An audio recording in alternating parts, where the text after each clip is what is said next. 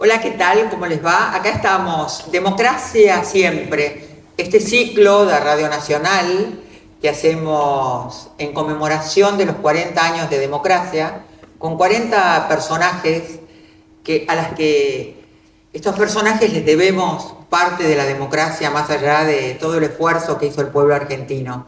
Y hoy estamos con Aníbal Ibarra. Gracias, Aníbal, por estar acá. No, gracias a ustedes por invitarme. A ver, les vamos a contar un poquito, si ustedes no saben o no recuerdan. Aníbal Ibarra nació en Lomas de Zamora, abogado, fiscal federal, estudió en el Buenos Aires, lo echaron, terminó en el ILSE, empezó la militancia política, fue 2 veces elegido jefe de gobierno porteño, integró el FREPASO y después fue destituido por un juicio político que ya vamos a hablar. Pero lo más importante, Aníbal, me parece que me gustaría hablar con vos de lo que fue y lo que es la justicia. Hablemos de la justicia federal en nuestro país.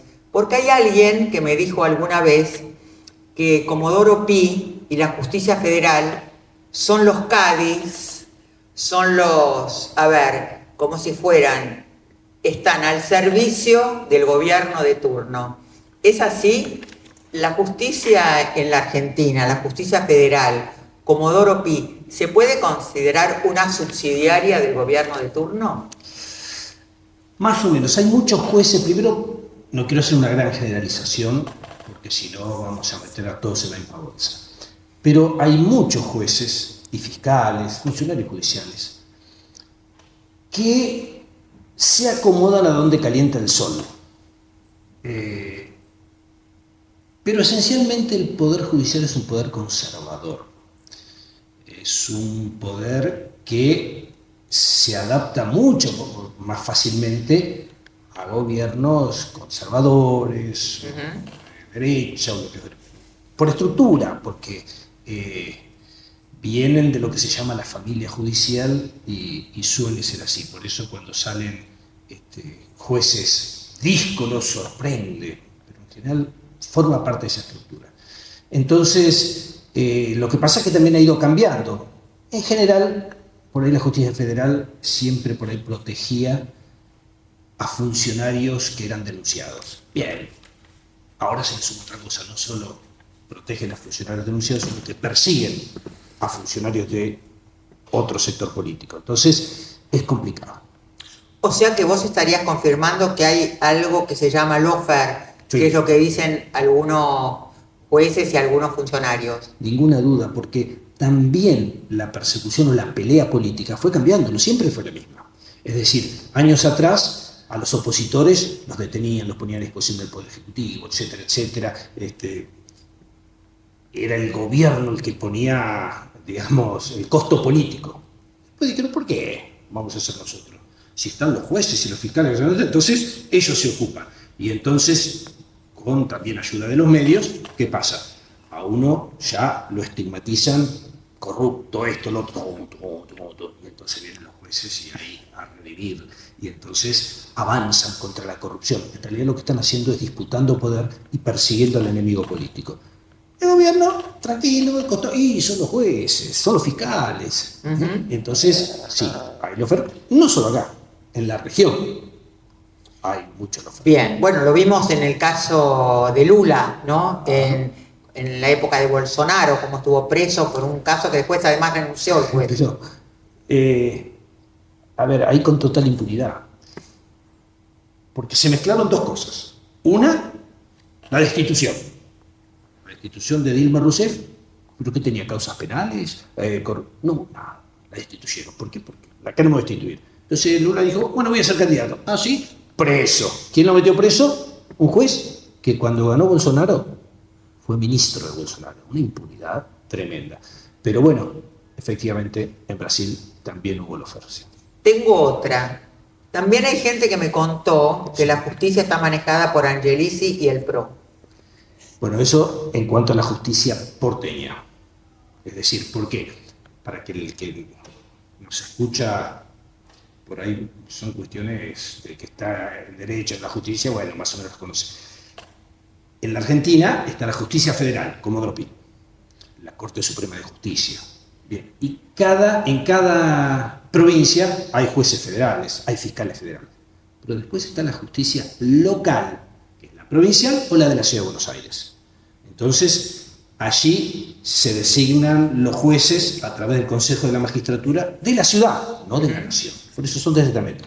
Donde Angelici talla fuerte es en la justicia de la Ciudad de Buenos Aires y obviamente el PRO. Obviamente, porque hasta concursos que se arreglan mucho, entonces salen los amigos, sí, efectivamente. El otro tema, Aníbal, que me parece interesante, es ir repasando cómo fue la justicia durante la época de la dictadura y cómo fue durante la época de Alfonsín y después hablar de Menem.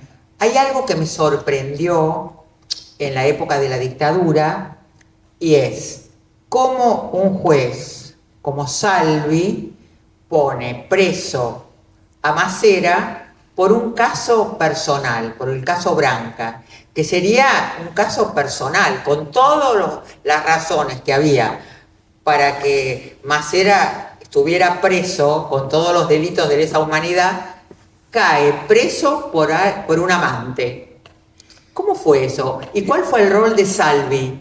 Bueno, en ese momento ya Macera no era el mismo Macera de los primeros años, punto uno.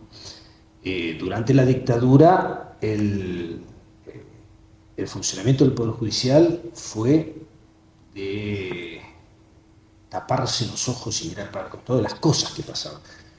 Yo fui empleado del Poder Judicial, ingresé en el año 78. Era el empleado, el pinche, el que iba a comprar las facturas también cuando era necesario, subiste acá entre el polvo y la suciedad a buscar expedientes. El che-pibe. El che-pibe, sí, pero aprendí, me gustaba, me encantaba, no voy a decir que no. Y yo veía cómo cuando se rechazaban los habeas corpus y se formaba un expediente para ver, bueno, no lo tiene ninguna fuerza armada la persona que denuncia que lo secuestraron. Entonces vamos a averiguar si alguien la secuestró, ya no es en el Estado. ¿Cómo rechazaban eso? ¿Investigaban? No, le ponían un sello y había una persona que no estaba. Entonces, claro, era imposible porque la justicia se adaptaba y se sabía que se los detenía el Estado, las Fuerzas Armadas, que estaban desaparecidos. No importa, no se sabe nada. Sellos, tac, tac, y listo. Que no habiendo prueba, decía el sello, plum, se cerraba. Bueno, esa era la justicia durante la dictadura militar, donde, es más, al que presentaba los corpus terminaba desaparecido. Y había funcionarios judiciales, Chino Díaz Lestrem, desaparecido, aquel que se robó el poquitito. Después fue cambiando. Algunos se animaban un poquitito, y esto, en este marco podemos ponerlo de Salvi con Macera. Y después, ya post Malvinas, fue otra cosa, ya la exigencia de democracia, ya había incluso denuncias sobre desaparecidos que empezaban a activarse. Pero durante la dictadura, la justicia fue por miedo a algunos y muchos porque les encantaba lo que estaba pasando. Pero vuelvo a Salvi. ¿Fue un acto heroico? ¿Fue un hecho de justicia especial? Porque nos sorprendió a todos. Sí. Macera preso era una gran noticia. Primero era un acto de justicia que Macera esté preso por el motivo que fuera. Segundo, ahora, por ese caso está bien. Sí. Había que ponerlo preso. Ya no era el mismo. Había que poner preso a Videla, no era lo mismo ponerlo después que al principio. Bien. O sea, era otro contexto, pero había que firmarlo y lo firmó. Así que fue un acto también de justicia. Si había algo atrás, yo desconozco, pero se lo merecía por todo lo que había hecho y también por ese caso. Hablemos de la justicia durante la época de Alfonsín y además el juicio a la Junta. Bueno, ahí fue la democracia, ahí fue la apertura. Alfonsín tomó la decisión del juicio a la Junta, que fue una decisión muy valiente. ¿Por qué? Porque los que habían sido responsables de las desapariciones del terrorismo de Estado tenían poder todavía. Tenían armas, tenían poder, tenían regimientos, tenían divisiones. Entonces, había que tomar esa decisión. Y se tomó decisión y se hizo un juicio histórico, porque fue la reacción de una sociedad, de un gobierno institucional contra el terrorismo de Estado. O sea, no fue la guerra civil, la venganza, no, fue una respuesta con jueces. Lo que no tuvieron todos los desaparecidos, lo tuvieron los responsables de las torturas y desapariciones. Y eso, y que también lo muestra la película 1985, después de tantos años, muestra lo que pasó en la Argentina. Porque en ese momento muchos decían, no, es propaganda de la izquierda, del extranjero, que debe estar al otro lado. No, ahí se mostró lo que habían hecho. Y era una partecita nomás. Y tal vez nunca dimensionemos las cosas que hicieron. Porque cuando uno va a cada caso, tener una persona secuestrada, torturarla, provocarle dolor, violarla en el caso de las mujeres, robarle los hijos. Robarle los hijos, es tremendo. En un caso, fueron miles y miles. Entonces, la verdad que se pudiera mostrar eso a través de un juicio, y que ahora lo reflejara una película, porque también, por suerte, hay muchas generaciones que ya la democracia es algo natural. Bueno, no fue hace mucho tiempo. Miren lo que pasó. Y creo que por eso digo, es una película y volver a tratar el tema. No es permanentemente mirar hacia atrás, no, pero hay que mirar hacia atrás. Interesante porque el peronismo en ese momento no estaba todo unido. Había un sector del peronismo que quería el indulto. Pero bueno. Y no apoyó. Menem dictó el indulto. Absolutamente. Y yo, acá te voy a decir, por ejemplo, como ejemplo de las cosas que pasaron en el Poder Judicial. Cuando Menem dicta el indulto en el año 89, yo era fiscal. Y los fiscales, cuando teníamos una causa de alguien indultado, teníamos que opinar. El juez decía, señor fiscal, ¿usted qué opina de este indulto? Y teníamos que decir, sí, aplique el indulto, libérelo, etcétera, porque hubo una resolución presidencial, sí, o no. Yo era fiscal y me tocaba opinar en el caso de Arguindegui, yo tenía la causa de Arguindegui. El jefe de los fiscales, el más alto, que era amigo de Menem, nos manda una orden a todos los fiscales de la Argentina, no cuestionen el indulto, aplíquenlo. Solo 2 fiscales de toda la Argentina, 2 de los cuales uno era yo, el otro Hugo Cañón de Bahía Blanca, cuestionamos el indulto, dijimos que no había que aplicarlo porque era inconstitucional. Lo que quiero decir, en el apogeo del menemismo, el Poder Judicial se sometió a eso. Con los años, cuando viene Néstor Kirchner, que impulsa los juicios de la verdad, hubo muchos jueces y fiscales que avanzaban en los juicios por la verdad. En aquel momento éramos 2. Es decir, como también, lo que decía al principio, muchos del Poder Judicial se van adaptando de acuerdo a los tiempos políticos. Estamos con Aníbal Ibarra, fiscal, profesor del Colegio de Buenos Aires, pero además hay algo muy interesante y que uno escuchó hoy es que quedó como, no sé si quedó en la historia, si es real, ¿existió la servilleta de Corach? Sí, claro. ¿Cómo era la servilleta de Corach? La servilleta no es un símbolo, es mostrar que había jueces que respondían a un gobierno. Estos son los nuestros. ¿Tenemos los nombres? Yo no me acuerdo todo lo que estaba, no quiero decir porque por ahí me equivoco, pero más allá de un nombre u otro, esto marca cómo, desde aquel entonces, en algunos gobiernos se buscaba que los jueces fueran de uno. ¿Por qué? Porque eso permitía, en aquel entonces, manejar y controlar las denuncias contra los funcionarios del gobierno. Por eso digo cómo también cambió. Esos jueces de la servilleta iban a defender a todos los funcionarios del Menem. Bien, lo hicieron. Ahora, hoy en día se ha sumado algo mucho más perverso, que es lo que le pasó a Lula. No solo se defiende a funcionarios de un gobierno, sino que se persigue, sabiendo inocentes, a los opositores políticos. Entonces, es mucho más complejo hoy en día. Ha habido, durante el gobierno de Macri, muchas servilletas, y siguen durando, porque mientras no haya juicio político, esos jueces siguen durando. Y en distintos estamentos, en la Cámara de Casación. Bueno, por eso tenemos jueces que clandestinamente se reunían con el presidente, porque un juez puede encontrarse con un presidente, no pasa nada. Ahora, nos encontramos 10 veces, vamos al padre, y no decimos nada, no borramos los ingresos y aquí no pasa hasta que nos descubren.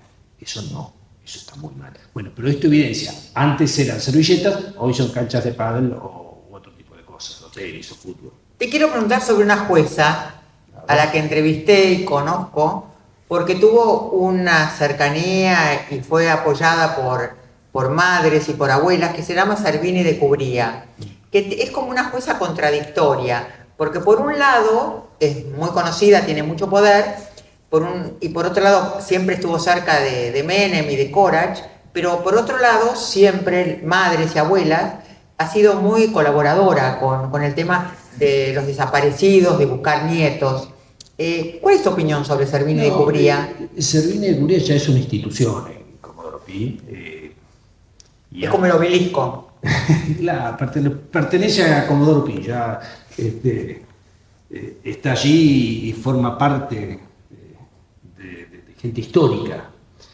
Yo obviamente hay cosas que he resuelto en las que no he coincidido en su momento y otras que sí. Sí puedo decir que ella ha tenido muchas resoluciones independientes del poder político de turno. Es decir, que han gustado o no gustado. Por eso también uno puede estar en contra. Yo no puede ser que los jueces resuelvan todo como a mí me gusta. No. Eso es. Yo tengo, y todo el mundo tiene el derecho de criticar, opinar, decir. Ahora, yo respeto cuando esas decisiones son independientes. No acepto cuando esto viene en connivencia con el sector político y digamos, vayamos para allá y va el juez y el fiscal y van para allá y falsean pruebas y este tipo de cosas.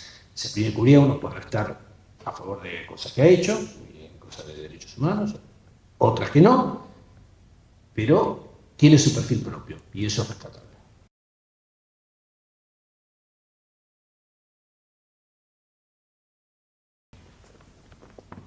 Democracia siempre es este ciclo que estamos haciendo por los 40 años de democracia, con 40 personajes, actores, personajes de la política, personajes de todo tipo, del deporte, personajes de la justicia, hoy con Aníbal Ibarra. Y quería preguntarte, Aníbal, porque vos fuiste de los primeros, después de Fernando de la Rúa, que renunció porque fue elegido presidente de la República, fuiste elegido 2 veces jefe de gobierno porteño cuando por primera vez en la Argentina, o en Buenos Aires, lo elegía el pueblo, si no lo elegía el presidente. ¿Cómo fue esa campaña y cómo fue la decisión de ser jefe de gobierno porteño, siendo fiscal, viniendo de la justicia? Sí, yo en realidad renuncié a la fiscalía sin pensar en la política. Me fui sin nada a esperar que me caigan algunos casos y poder sobrevivir con eso. O sea, hay muchos que renuncian y se largan así a la política. No fue mi caso. Yo había trabajado siendo fiscal con abuelas de Plaza de Mayo, la búsqueda de chicos desaparecidos. O sea, yo siempre tuve un compromiso, incluso desde la formalidad de un cargo fiscal, con el tema de derechos humanos, que eso lo continué después como jefe de gobierno. Pero después me llamó, me acuerdo, Chacho Álvarez y Juan Picafiero a ver si yo quería ser concejal. Yo no sabía bien ni qué era ser concejal. Bueno, terminé aceptando. Yo había militado en política en el colegio secundario. ¿En la FEDE? En la FEDE, en el Juventud Comunista del colegio secundario. Seguí siempre vinculado a la política. Yo vengo de... Mi padre era exiliado político del Paraguay de una guerra civil del 47, era de izquierda, mi madre peronista, o sea que yo tenía como una síntesis. Nunca podía haber sido gorila, jamás, porque mi madre era peronista y amaba el peronismo, de Perón y Evita, no era militante, mucho menos mi padre, no, mi padre era militante político. Por eso yo era como una síntesis donde era de izquierda, pero con una gran relación por ahí con el peronismo.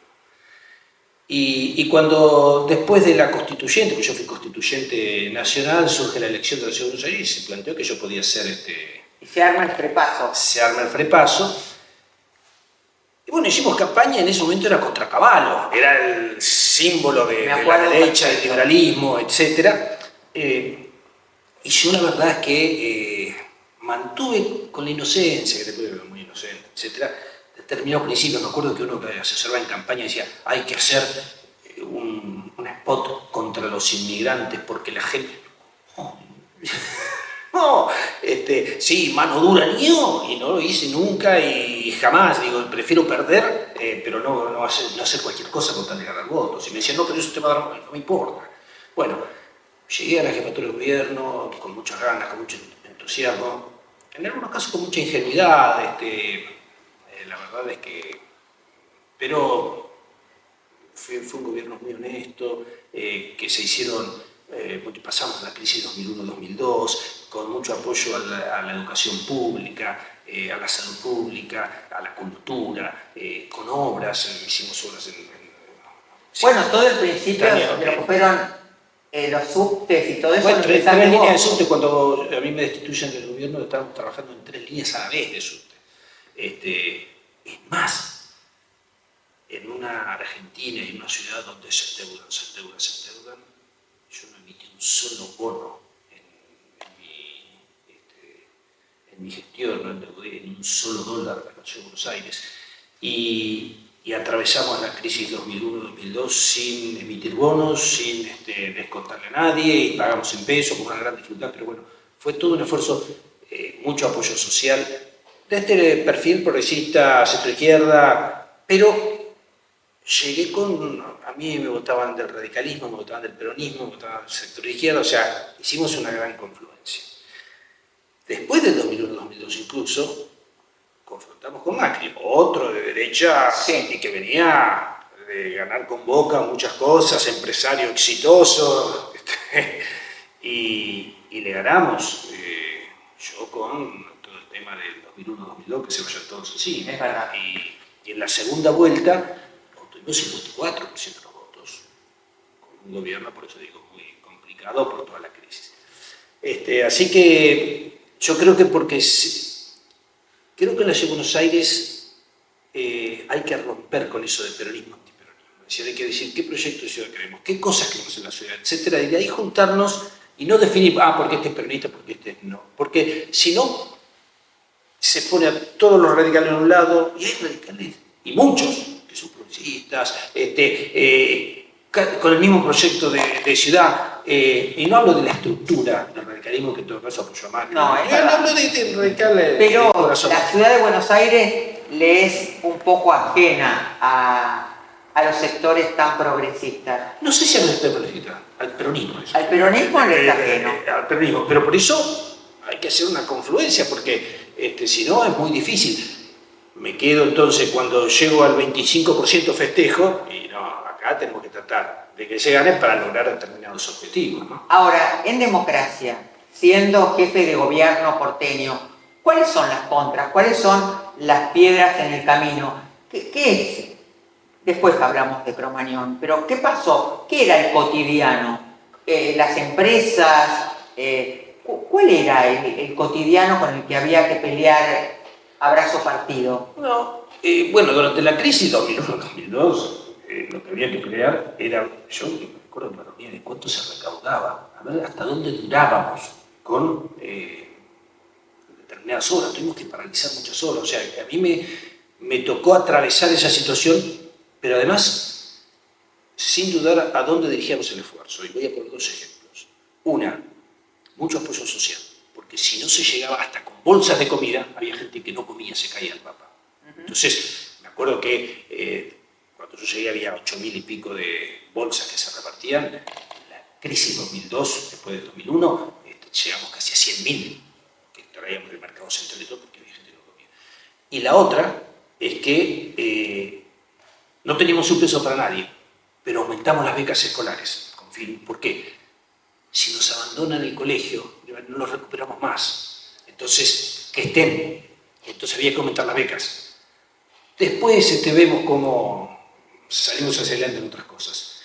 Pero un chico que abandona, o una chica que abandona el colegio, era muy difícil después que vuelva. Entonces, en esas cosas pusimos el esfuerzo hasta que 2013 empezamos a recuperar y se reactivó ahí bueno, el 2004 fue un año de mucha obra, porque se había recuperado a la Argentina y también nosotros. Pero bueno, el día a día, a mí me tocó mucho eso, el día a día, hasta de ver cuánto se ingresaba, porque no teníamos un peso prácticamente para nada. Bueno, no puedo dejar de preguntarte por Cromañón. ¿Qué pasó? ¿Qué pasó que te costó tanto, que fue un costo tan alto, lo manejaste mal? Podés hacer hoy una autocrítica de qué pasó, porque me parece que tragedias en la Argentina hubo, pero a vos, de alguna manera, la tragedia te llevó puesto.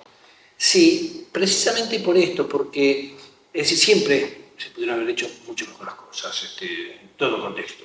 Esto es así. Ahora, el gobierno, como dije, era un gobierno honesto, incluso de todos los que estuvieron en la causa, los únicos que no fueron condenados por corrupción, cohecho, coima, lo que fuera, fueron los funcionarios de la ciudad. Y se investigaron a todos, y a todos los demás los condenaron por coima.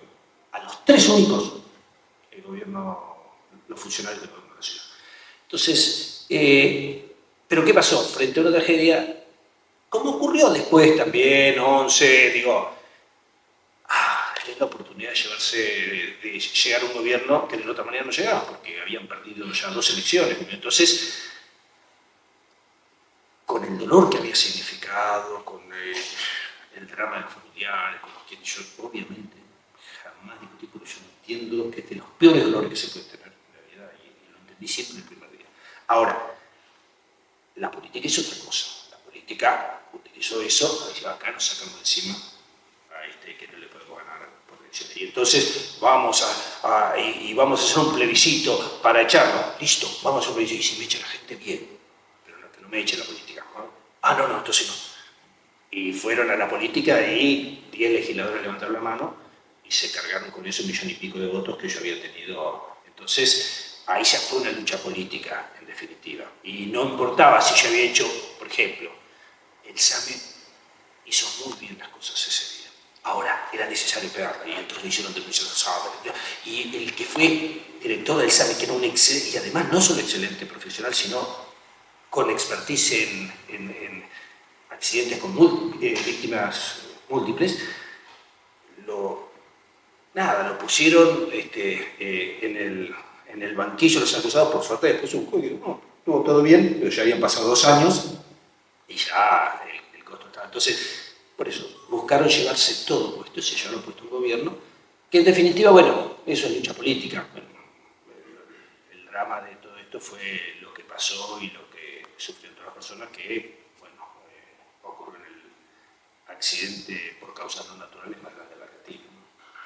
Aníbal, ¿y qué pasó con vos después? ¿Qué pasó con el Aníbal Ibarra político después de Cromañón? ¿Fue un golpe tan duro que no pudiste remontar? No, sí, claro. Fue un golpe muy duro y a mí me marcó personal y políticamente el antes y el después. O sea, esto es así y será así por siempre.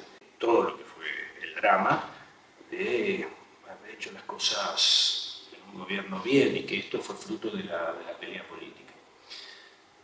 Yo seguí trabajando en política, además me presenté como legislador y fue la segunda lista más votada en el 2007, con lo cual había mucho sector social que seguía reconociendo, y al día de hoy, después, bueno, forma parte de que está a favor o en contra, pero de haberme hecho responsable a mí de semejante cosa. Es más, lo que yo digo, a mí en la causa judicial nunca ni siquiera me citaron. O sea, yo no tenía una causa judicial. Algo del símil de Dilma Rousseff en Brasil le echaron y no tenía causa judicial. Yo tampoco, nunca me citaron. Entonces, sin embargo, había funcionarios policiales que fueron condenados a penas altísimas por esto, que habían recibido coimas. Y si yo pregunto a cualquiera cuál es el apellido de ese ciudadano, ahí sabe. Bien. Entonces, lo que quiero decir es Ibarra, sí, ¿por qué? Porque fue la pelea política. Entonces, a mí eso me marcó. Seguí militando en política, sigo militando en política hoy, estoy en el Frente Grande, estoy trabajando mucho como abogado y me gusta. Así que desde lo personal, bueno, pasé todos esos momentos, tiempo, bueno, formé una familia, hoy tengo una hija de 12 años y tengo los dos mayores de mi anterior matrimonio, así que, bueno, digamos, salimos adelante desde lo personal. Hay una de las últimas preguntas que hago y es, si Aníbal Ibarra tuviera que poner en un cuadrito de honor 4 o 5 personas de la justicia que conoce, que merecen estar por el trabajo que han hecho por la democracia, ¿a quién ponemos? 4 o 5 personas acá en un cuadrito, después los ponemos. Es difícil. ¿Podemos nombrar? No sé si poner nombres. Sí podría decir que podría estar cualquiera de los jueces que estuvo en el juicio de las juntas. Podría nombrar cualquiera de los jueces o juezas que estuvieron... Los podemos nombrar. ¿Podemos nombrar a Stornelli? No lo ponemos a Stornelli. ¿A Trasera? Ah, no, pensé que estaría complicado. Es que es difícil porque poner uno u otro es ¿A Moreno Campo? Bueno, Campo estuvo en el juicio, sí, claro que tuvo un rol. Después, con los indultos, él estuvo a favor de los indultos, cosa que yo no. Pero, por eso digo, es muy complejo, pero sí diría a todos los que actuaron en juicios de lesa humanidad, contribuyeron a la democracia, aquellos que fueron independientes, y son mucho más allá de que a veces no... ¿No hay figuras que vos quieras poner en un cuadrito? ¿No hay alguna jueza, alguna dirigente que quieras poner en un cuadrito? Si puedo verlo, algunos nombres se me vienen, pero insisto, cuando uno pone un nombre, comete injusticias con otros. Y entonces yo prefiero decir a aquellos que estuvieron en determinados roles antes que tomar un juez. Digo, ha habido muchos y se me vienen, pero insisto, voy a ser injusto con otros tantos. Entonces, prefiero marcar a todos aquellos que se comprometieron con la democracia, que resistieron a las presiones, que no obedecieron a ningún gobierno de turno y que confrontaron con sectores de poder importantes. Todos esos merecen poder porque se comprometieron con la democracia. No me equivoqué por Stornelli, pero no siempre quiero preguntarte por Stornelli, porque Stornelli tuvo una carrera bastante rara, porque fue ministro de Scioli, de Seguridad, después parecía la persona de confianza del gobernador, y después se convirtió en un personaje muy extraño durante la época de Macri. ¿Cuál es el rol de Stornelli como fiscal? También ha tenido muchas facetas. Yo lo conozco a él en la época que yo estaba en tribunales. Después he tenido causas con él donde hemos confrontado mucho, causas cuadernos. Yo defendía a Parrilli y él acusaba en esa causa y hubo muchas irregularidades. Sigo defendiendo a un exsecretario de Néstor Kirchner que sigue estando en ese juicio. O sea, nos hemos peleado mucho en la justicia y él ha estado en esos lugares que muchos sectores critican y con razón de lo que es armado de causas. En otras no, en otras hasta ha coincidido con la posición de la defensa. Así que yo puedo decir que es una de las expresiones de Comodoro Pi, hoy día desde el lado del Ministerio Público Fiscal, avalado la causa cuadernos que ha tenido gravísimas, gravísimas cosas de armado, de apriete, de todo. Y ha tenido otras épocas que ha estado con sectores políticos, como mencionaste, con Scioli y otros. O sea, una persona muy complicada y que, insisto, hoy expresa mucho de Comodoro Pi, con el que a veces hemos coincidido incluso y hablado sobre causas en las cuales yo como defensor y como fiscal hemos llegado a coincidir, pero han sido pocas esas. Vos dijiste recién que cuando fue la causa Cromañón, la justicia ni te... No me citó nunca. Esa justicia, ¿en esa justicia creíste? O sea, ¿hay una parte de la justicia en la que crees? Siempre hay una parte, pero no por lo que me haya pasado a mí o no. Es decir, yo, por eso dije no hay que generalizar hace un rato, porque hay muchos jueces y juezas valiosas, fiscales valiosos y valiosas, y entonces que se juegan, y la verdad que, vuelvo a decir, no obedecen a ningún sector de poder. Sí, claro, que creo, pero también conozco lo otro, conozco lo que es la operación política, el armado de causas, lo que es la búsqueda de la promoción. Muchos arman las causas para aparecer en los medios, que los aplaudan, los felicitan, y muchos saben que persiguen inocentes, pero si le da rédito perseguirlo, lo van a perseguir. Entonces, hay claros en la justicia, pero hay también profundos oscuros. La última. ¿Por qué crees que la revista Time te nombró joven sobresaliente? Eso sí, fue por un error. Eso creo que fue año 2000 o 2001, no me acuerdo. Elegían 2 jóvenes sobresalientes en aquel entonces por país, y creo que yo estuve con Redrado, me parece. Así que sí, por lo menos conmigo fue un error. ¿Vos decís? Sí, era, bueno, no sé con qué parámetros lo tomaban, pero también... Sí, yo en ese momento era joven, había ganado la elección y qué sé yo, podía pensar, y soy una persona como cualquier otra, con cosas buenas, cosas que no salen bien, errores, virtudes, pero sobresaliente, nada. Pero bueno, para el ego era un masaje al ego, ¿qué va a hacer? Está bien. Y la última, hubo un momento donde en la película Luis Moreno Campo era como el ídolo de los fiscales. Sí. Era el fiscal de Hollywood. Era como el personaje soñado para los fiscales, para los chicos, para los más jóvenes. Era como un ejemplo. El fiscal, ¿no? Tenía todo para... Pero después pasó con Moreno Campo, que defendió al padre Grassi. Y ahí hubo una especie de bache en su carrera que nos puso a todos un poquito sobre ascuas. ¿Por qué crees que un fiscal o un personaje como Moreno Campo pasa de hacer el juicio a las juntas a defender al padre Grassi? Bueno, yo voy a decir algún intermedio también que lo mencioné al pasar hace un rato. Yo la presión más fuerte que tuve durante mi paso por la justicia siendo fiscal fue de Moreno Campo para que no cuestionara el indulto. Me dio orden de no cuestionar el indulto. Me dijo que me pidiera licencia, porque yo le dije que iba a plantear la inconstitucionalidad y había estado en el juicio de las juntas. Lo que pasa es que había ganado Menem y bueno, había que contradecirlo a Menem con el indulto. Bueno, yo lo contradije. Me hicieron sumario, me pidieron la cesantía. Pero el que me había presionado para que no lo hiciera, y fuerte, fue Moreno Campos. Después pasó a lo de Grassi, son decisiones personales, uno tiene derecho a defender, pero tiene derecho también a no defender a determinadas personas. Yo no agarro, siendo ahora abogado, cualquier cosa.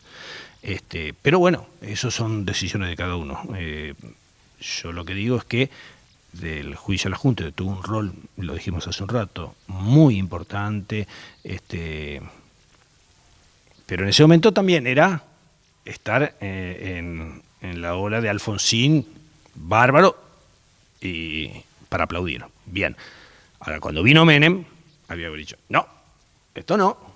Ahora él dijo, no, esto sí, los indultos sí.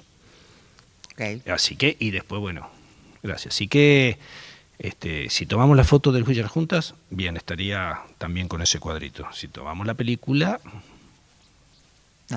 Ahí ya veremos. Aníbal Ibarra, muchas gracias por haber estado en este programa y ser uno de los 40 personajes que nosotros creemos que han hecho algo muy importante por la democracia. Gracias. No, gracias a ustedes. Ya volvemos la próxima. Gracias.